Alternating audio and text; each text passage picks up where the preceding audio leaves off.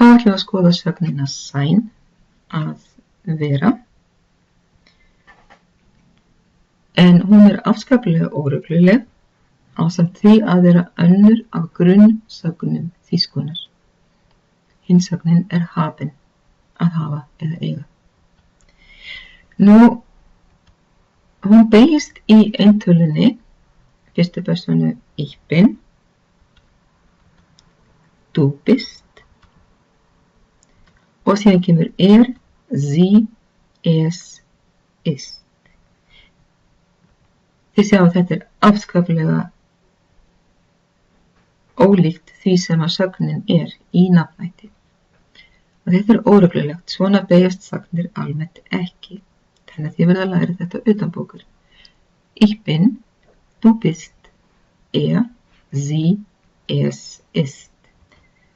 Í fleirtölunni þá kemur wir sind, ihr seid og sie sind, þar sem að sie með litlu staf og sie sind með stórum staf.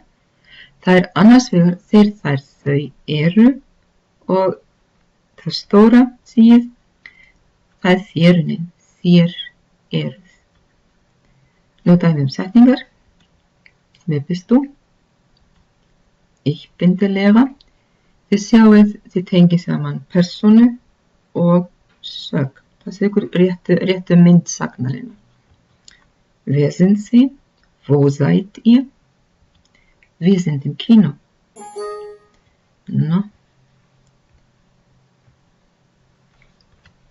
Die Frau ist schön, konan falleg. Þá komið æfingu sem þið ætlið að lesa. Og þetta byggist á því að setja inn rétta mynd af sögninni sein í eyðurnar. Ég búin að lita með rauðu það sem að stýrir hvaða mynd sagnarinnar ég eigið að nota.